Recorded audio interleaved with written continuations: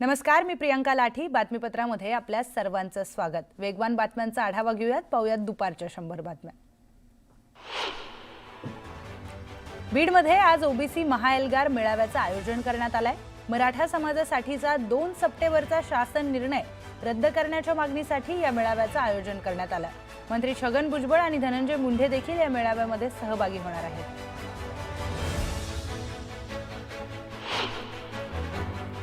बीडमध्ये होणाऱ्या भुजबळांच्या महाएल्गार सभेची संपूर्ण तयारी झाली आहे. यावेळी सभेच्या मार्गावर मोठमोठे फ्लेक्सही लावण्यात आले आहेत.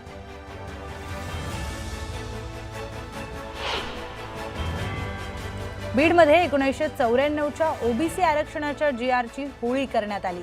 मराठा आंदोलक गंगाधर काळकुटे यांच्यासह कार्यकर्त्यांनी जीआरचं दहन केलं. आमचा ओबीसींच्या मेळाव्याला विरोध नाही, मात्र भुजबळांच्या भूमिकेला आमचा विरोध आहे. शासन निर्णयाला विरोध केल्यास आम्हीही जशास तसं उत्तर देऊ, असा थेट इशारा मराठा समन्वयक गंगाधर काळकुटे यांनी दिलाय. जरांगे पाटलांनी भुजबळांवर गंभीर आरोप केलाय. फडणवीसांच्या लक्षात यायला हवं, हा मोठा गेम असू शकतो. फडणवीसांना डॅमेज करण्याचा हा प्रयत्न आहे, असा गंभीर आरोप देखील त्यांनी केलाय. सरकारमध्ये असणारी लोकच मोर्चा काढणार, असा टोला देखील त्यांनी लगावला. जरांगे पाटलांनी भुजबळांवर हल्लाबोल केलाय. मराठा ओबीसी वाद भुजबळांनी सुरू केलाय आणि त्यांना हे भोगावं लागणार. त्यांनी कुणाच्याही नादी लागावं, मात्र आमच्या नादी लागू नये. त्यांनी जेलमध्ये न जाण्यासाठी ओबीसींचा फायदा घेतला, मात्र ते पुन्हा जेलमध्ये जाणार, असा हल्लाबोल जरांगेंनी केलाय.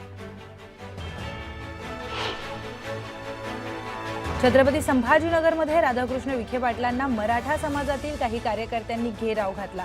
2 सप्टेंबर रोजी मराठा आरक्षणासाठी काढलेला जीआर हा फसवा आहे. त्यातून किती प्रमाणपत्रे मिळाली हे सांगा, असा जाब त्या कार्यकर्त्यांनी विखे पाटील यांना विचारला.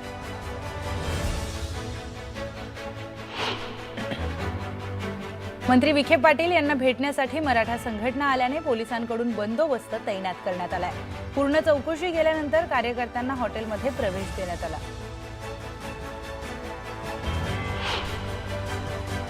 भंडाऱ्यात शरद पवारांच्या राष्ट्रवादीने काळी दिवाळी आंदोलन केलंय. शेतकरी हिताच्या अनेक योजना बंद केल्याचा आरोप यावेळी आंदोलकांनी केलाय. तातडीने शेतकऱ्यांना मदत देण्याची मागणी करण्यात आली आहे.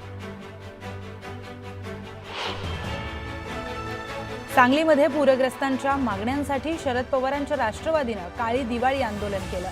सरकारने दिलेली मदत फसवी असल्याचा आरोप आंदोलकांनी केलाय. सरसकट कर्जमाफी देण्याची मागणी करण्यात आली आहे.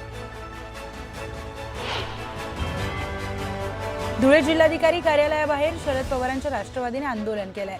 राज्यात झालेल्या अतिवृष्टीमुळे शेतकरी उद्ध्वस्त झालाय. शेतकऱ्यावर काळी दिवाळी साजरी करण्याची वेळ आल्यानं आंदोलकांनी म्हटलंय. दरम्यान कार्यकर्त्यांनी जोरदार घोषणाबाजी केली. अमरावती कृषी उत्पन्न बाजार समितीने मुख्यमंत्री सहाय्यता निधी 5 लाखांचा धनादेश दिलाय. तर अतिवृष्टीने नुकसान झालेल्या नागरिकांच्या मदतीसाठी हा धनादेश देण्यात आला. पुणे नाशिक महामार्गावर वाहतूक कोंडी निर्माण झाली आहे. आळेफाटा परिसरामध्ये वाहनांच्या लांबच लांब रांगा लागल्यात. यामुळे वाहनधारकांना नाहक मनस्ताप सहन करावा लागतो. पुण्याच्या येरवाडा परिसरामध्ये पोलिसांनी आरोपींची धिंड काढली. दहशत पसरवण्यासाठी वाहनांची तोडफोड केल्यानं पोलिसांनी त्यांना धडा शिकवलाय. धुळे तालुका पोलीस ठाण्यामध्ये एका सरपंच दाम्पत्याने आत्महत्येचा प्रयत्न केला. वेळीच पोलिसांनी हस्तक्षेप केल्यानं अनर्थ टळला. आरोपींवर तात्काळ कारवाई करण्याची मागणी करण्यात आली. उपमुख्यमंत्री एकनाथ शिंदेंनी विरोधकांवर हल्लाबोल केला.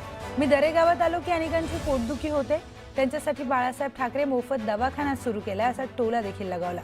मुद्दा नसल्यानं विरोधक कुठल्याही गोष्टीचं राजकारण करत असतात, असा देखील हल्लाबोल त्यांनी केला.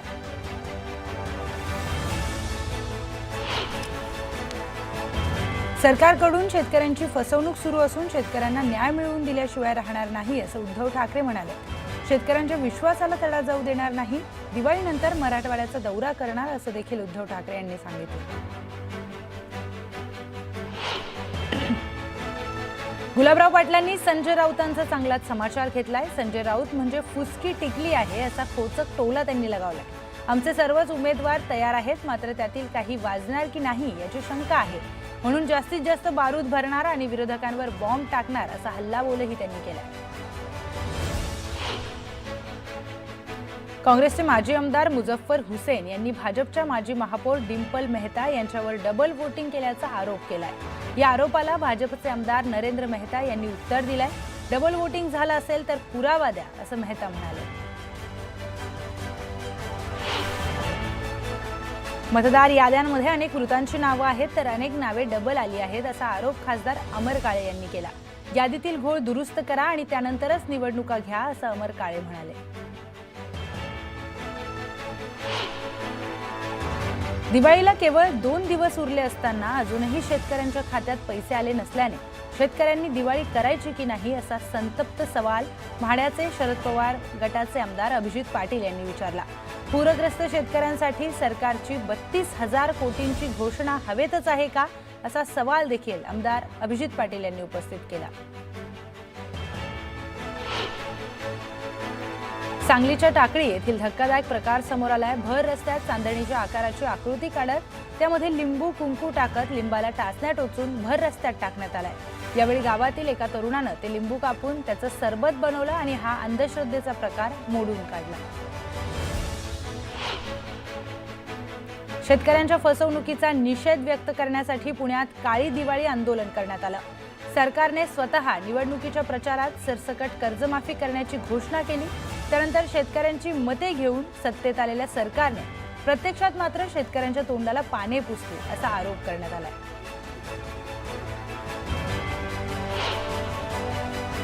पुण्यात जैन समाजाचा मोर्चा जिल्हाधिकारी कार्यालयावर धडकलाय। पुण्यातील मॉडेल कॉलनीमधील जैन बोर्डिंग हॉस्टेलची जागा बेकायदेशीरपणे विकल्याप्रकरणी जैन समाजानं आंदोलन केलंय।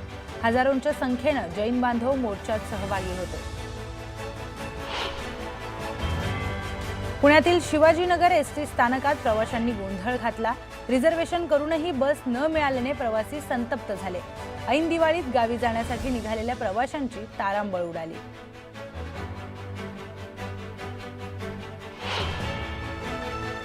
चंद्रपूर जिल्ह्यातील गडचांदूर शहरातील मतदार यादीमध्ये तब्बल 1906 जणांची नावं ही दोनदा आढळली आहेत। ही प्रारूप यादी 8 ऑक्टोबरला प्रकाशित करण्यात आली होती।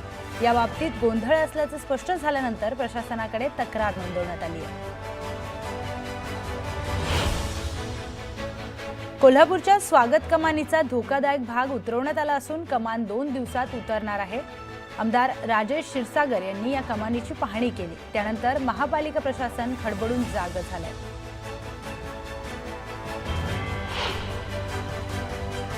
कोपरीमधील दौलतनगर या ठिकाणी एकूण 14 इमारती अति धोकादायक म्हणून घोषित करण्यात आल्या आहेत। त्यानुसार या इमारतींमध्ये राहणाऱ्या नागरिकांना पालिकेने नोटीस बजावली आहे।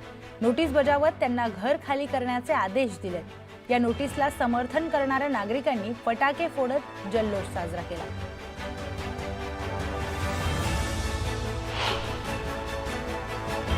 दिवाळीनिमित्त सिंधुदुर्ग जिल्ह्यातील बाजारपेठेत चैतन्यमय वातावरण निर्माण झालंय। विविध रंगांचे कंदील, पणत्या, रंगीबिरंगी तोरण, इलेक्ट्रिक तोरण या वस्तू बाजारामध्ये विक्रीसाठी उपलब्ध झाल्यात।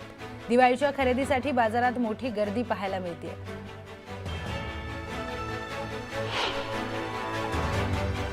पुण्यामध्ये दिवाळीनिमित्त राजकीय नेत्यांच्या वाडेश्वर कट्ट्याचं आयोजन करण्यात आलंय।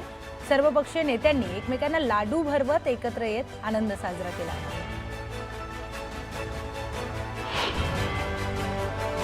जळगावमधील पांझरापोळ येथील सुमारे 100 वर्षापेक्षा अधिक इतिहास असलेल्या गोशाळेमध्ये गोभक्तांनी आपल्या कुटुंबासह मोठ्या संख्येने हजेरी लावली। यावेळी भाविकांनी गोमातेचं पूजन करताना नैवेद्य देखील अर्पण केला। पूजनानंतर गोसेवेचा संकल्प करत अनेकांनी गोमातेला अन्नदान देखील केलं। खेडमध्ये बंधुत्वाची दिवाळी पहाट पाहायला मिळते। उर्दू शिक्षक संघटनेनं अनोखा उपक्रम राबवलाय। हिंदू मुस्लिम शिक्षकांनी एकात्मतेचा दीप प्रज्वलित केला। दिवाळी पहाट निमित्त अभंग, देवगाणी आणि एकात्मतेचा जयघोष करत सलोख्याचा संदेश देण्यात आला।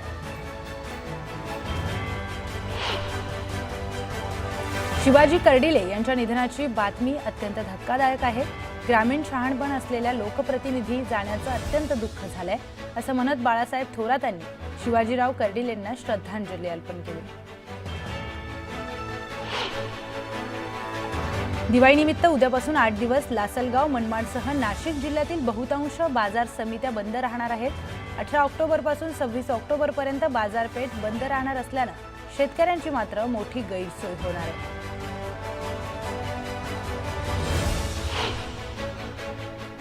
पिंपरी चिंचवड पालिकेच्या सर्व कार्यालयात अधिकारी आणि कर्मचाऱ्यांना ओळखपत्र बंधनकारक करण्यात आलंय. विना ओळखपत्र कर्मचारी आणि अधिकारी आढळल्यास त्याच्यावर शिस्तभंगाची कारवाई केली जाणार आहे. वीज महावितरण कंपनीनं मनमाडमधील नागरिकांसह व्यापाऱ्यांना शॉक दिलाय.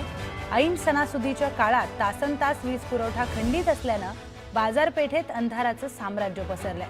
त्यामुळे व्यापाऱ्यांसह दुकानदार संतप्त झालेत. जळगाव जिल्ह्यातील शेतकऱ्यांसाठी आनंदाची बातमी आहे. महाडीबीटी पोर्टलद्वारे जिल्ह्यातील 98,000 शेतकऱ्यांची निवड झाली आहे. त्यातील 26,000 लाभार्थ्यांच्या दाराशी ट्रॅक्टर येणार आहे.